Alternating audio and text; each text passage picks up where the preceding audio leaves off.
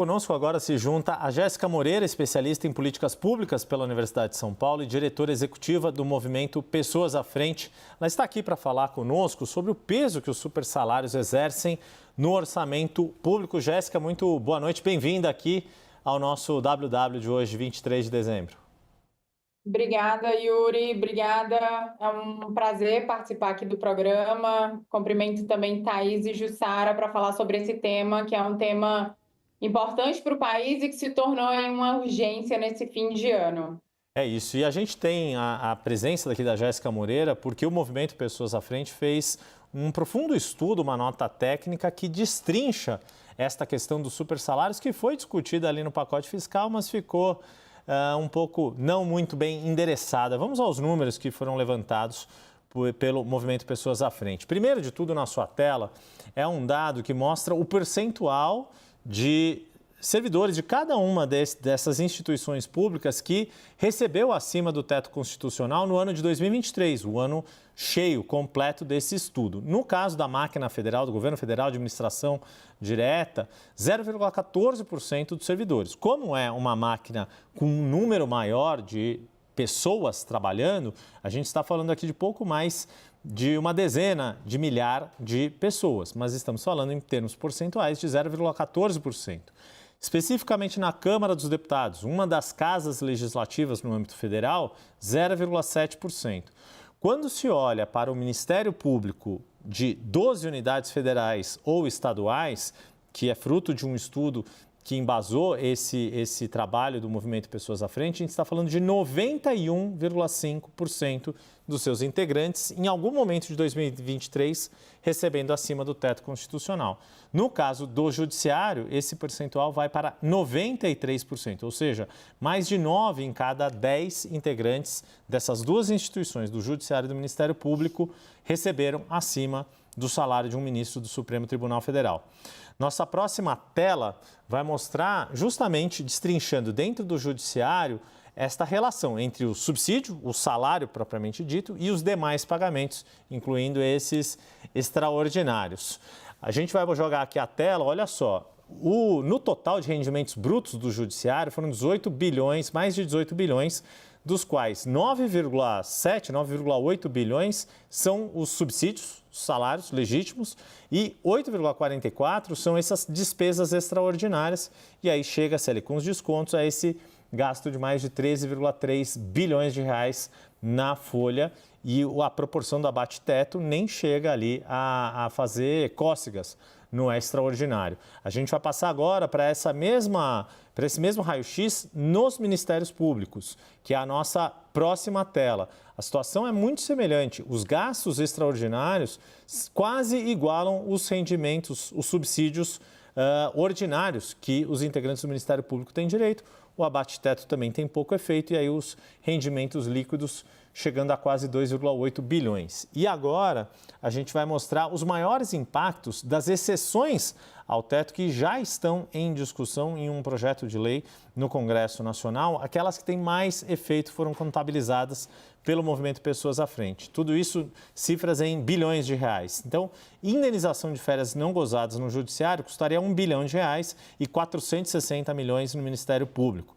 O acúmulo de função, que rende aí um pagamento extrateto e que, a depender do que o Congresso Nacional vier a discutir, não entra no cálculo do limite que essas pessoas podem receber, outros quase 800 milhões de reais no Judiciário e mais de meio bilhão no Ministério Público. E os pagamentos retroativos, 2 bilhões no Judiciário, 1,1 bilhão no Ministério Público, tendo esse potencial aí de custo de mais de 11 bilhões de reais no ano de 2023, conforme as estimativas do movimento Pessoas à Frente. Jéssica, queria te ouvir, então, a gente trouxe aqui os principais highlights do estudo de vocês, não só pela questão, obviamente, fiscal, que é importante se discutir isso, mas o quanto esses gastos refletem uma questão que vocês se debruçam.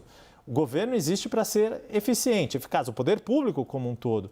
E essa verba, frente à atuação dessas instituições que mais têm gastos extrateto, mostra que essa relação está bem desbalanceada. É isso mesmo, Yuri.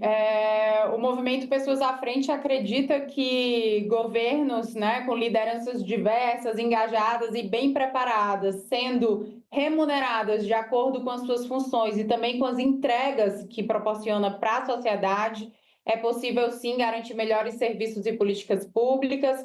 Para isso, a gente pactua, propõe, né, propostas que contribuam com o aprimoramento de políticas de gestão de pessoas do setor público, e dentro dessa agenda é urgente construir uma política remuneratória condizente com um Estado preocupado, de fato, em combater as desigualdades e promover um ambiente institucional propício à efetivação da democracia. No estudo que nós lançamos, além do teto, contribuições para o fim dos supersalários, coordenado pelo pesquisador Bruno Carazza, o volume de pagamentos além do teto no serviço público foi dimensionado, que é uma tarefa super complicada, que você mostrou aí, é um trabalho minucioso a partir de diversas bases de dados, porque esses dados, embora abertos, quando abertos, né, dos seus servidores, são bases que são de difícil acesso e manuseio. E é importante que toda a sociedade ela saiba que os supersalários têm um impacto muito negativo sobre a administração pública. Além do custo financeiro de pelo menos 11 bilhões, que foi o que a gente conseguiu aferir, que foram gastos em 2023, eles também promovem ainda mais a desigualdade dentro do funcionalismo público, porque 1 a cada 4 brasileiros acreditam que todos ou a maioria dos servidores públicos recebem acima do teto constitucional, mas a realidade salarial do funcionalismo público está bem abaixo do teto, né? Metade dos funcionários públicos tem salários até R$ 3.300. E aqui a gente está falando sobre professores de escolas públicas, agentes de saúde, por aí vai. Salário que, inclusive, não são competitivos em relação às mesmas funções na iniciativa privada. Então, é inaceitável que carreiras, principalmente ligadas ao judiciário, concentrem supersalários e excedam o limite remuneratório previsto na Constituição Federal, que hoje é de R$ 44 mil. Esse é o caso, como você apresentou nos slides, de 93% dos juízes, desembargadores, ministros de tribunais superiores e 91% dos membros do Ministério Público no agregado de 2023. E o que é mais preocupante, Yuri, é porque instrumentos legais que poderiam frear a escalada dos supersalários, eles não são efetivos, muito pelo contrário, como exemplo aí da PEC 45, que foi votada na semana passada na Câmara e no Senado. Deixa eu jogar aqui para a Jussara, que estava te ouvindo aqui atentamente, né, Jéssica? Porque, Jussara, a grande questão é que do jeito que a discussão da PEC foi conduzida, foi aprovada, promulgada na sexta-feira ali, na correria também para fechar esse ano legislativo, mas no fundo, aquilo que ela se propôs, que era tentar frear os supersalários, o extra-teto, pouca eficácia vai ter imediata, né, Jussara?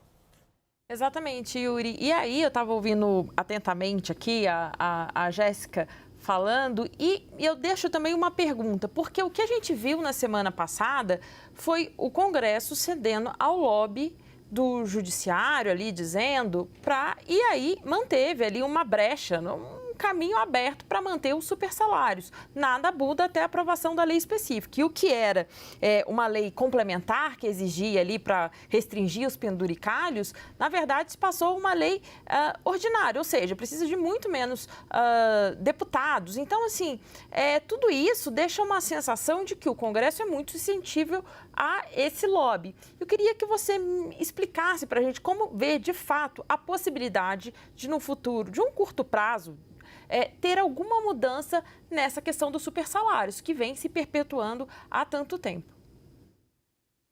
Jussara, eu acho que é interessante falar que os penduricalhos, eles são muito frequentes, né? Sobretudo em órgãos do Poder Judiciário e do Ministério Público. São as verbas remuneratórias para complementar os subsídios que os integrantes já possuem direito.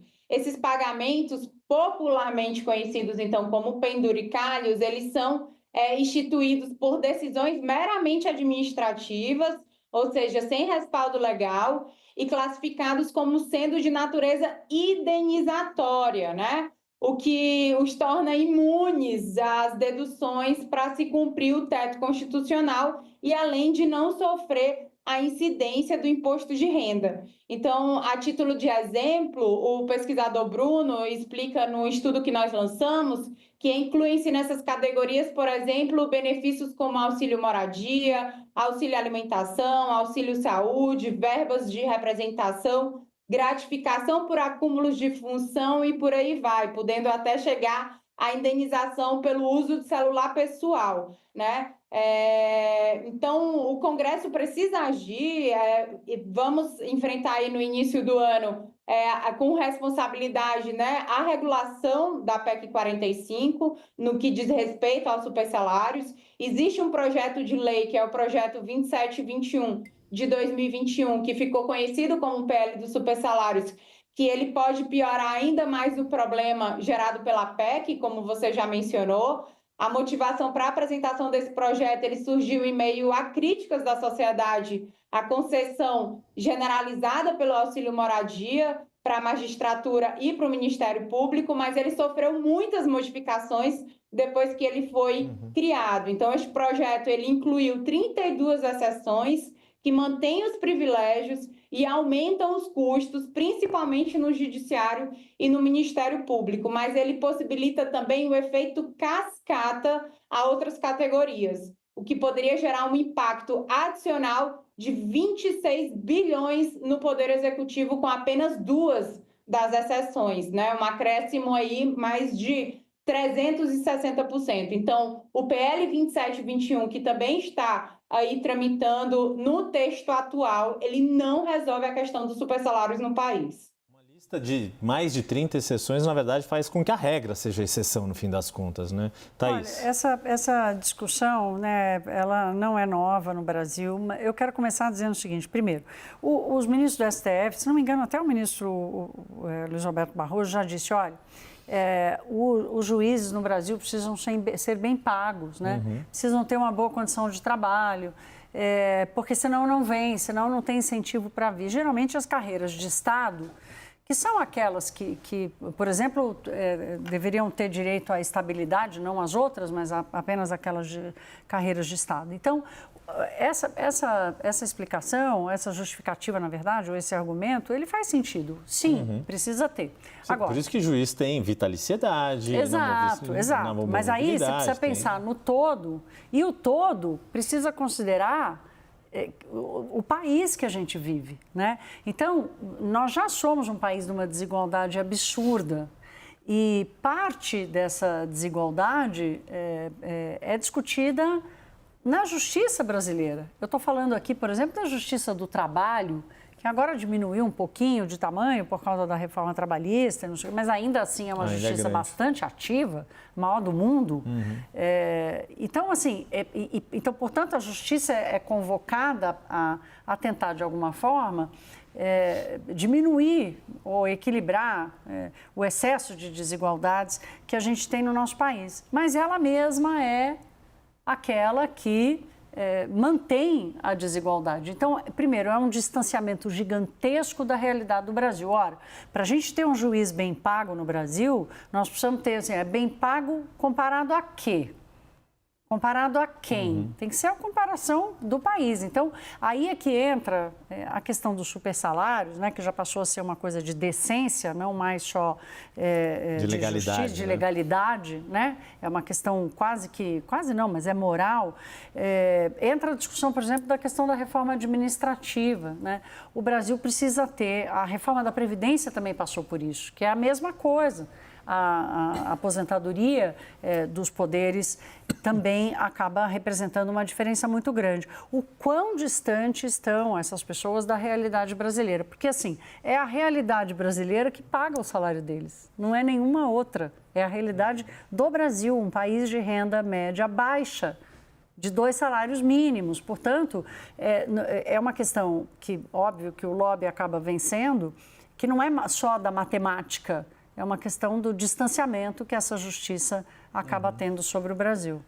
Jéssica, quando você estava, acho que na sua primeira fala aqui conosco, você expôs muito bem, quer dizer, a mediana do salário dentro do setor público, ela é relativamente baixa, pode até ser um pouco acima da massa salarial como um todo, do setor privado como um todo, que é mais ou menos isso que a Thaís colocou, dois salários mínimos, que hoje dá um pouquinho menos de R$3.000, você acho que mencionou R$3.300, R$3.500, quer dizer, não tem tanta diferença assim. É nesse topo da carreira que, e um dos exemplos que é citado na nota técnica aqui do estudo do Movimento Pessoas à Frente, é justamente o salário inicial de algumas carreiras, como, por exemplo, um juiz federal ou mesmo um juiz nos tribunais estaduais. A Thaís mencionou essa questão da reforma administrativa, de uma reforma administrativa que corrija essas distorções, Jéssica. O quanto que dá para se apostar que isso, de fato, pode andar no país? Qual é conectando com o que a Jussara colocou antes, qual precisa ser o ponto de partida dessa discussão? Não, é muito bom esse ponto que a Thaís traz. Nós defendemos que é preciso, sim, olhar até para uma proposta de modernização das carreiras. Estamos falando aqui de carreiras que já começam, né, no topo do salário do funcionalismo público, o que fica difícil, inclusive, de estratégias de engajamento para que esses funcionários, para que esses servidores se mantenham motivados. Mas existem outras formas que não são necessariamente pecuniárias e que podem estar atreladas. O importante é que os salários dos servidores, eles de fato estejam condizentes também com os resultados apresentados à sociedade. E a Thaís, ela me trouxe um gancho interessante, que é mesmo no panorama do nosso judiciário, né, analisando o Brasil com outros países, um estudo recente, até de 2023, do Tesouro Nacional, ele mostra que, numa comparação internacional, enquanto o Brasil gasta 1,6% do PIB com a justiça, a média de outros 53 países analisados é de 0,4%. Né? Então, essa conta, essa forma de se trazer essa remuneração adicional, ela não é sequer um exemplo a ser seguido com outros países vizinhos, né? Então, fica aqui evidente que a questão dos supersalários, de fato, precisa haver um basta. A gente precisa resgatar a autoridade do teto constitucional, isso é fundamental para diminuir a desigualdade remuneratória dentro do serviço público, e também acredito que tem aqui uma necessidade também de uma definição mais clara do que de fato é indenizatório e o que é penduricalho, já que tem se usado erroneamente, como quase tudo aqui vira indenizatório de maneira a driblar o teto constitucional e fugir aí do imposto de renda, né? Esse problema ele acaba sendo um efeito colateral depois para mais impostos que o país precisa aplicar, ou mesmo dentro do orçamento de políticas públicas essenciais. Então, para encarar de frente esses privilégios, é preciso, sim, construir uma solução efetiva dos supersalários, e passa também pelo debate da modernização administrativa, da reforma administrativa.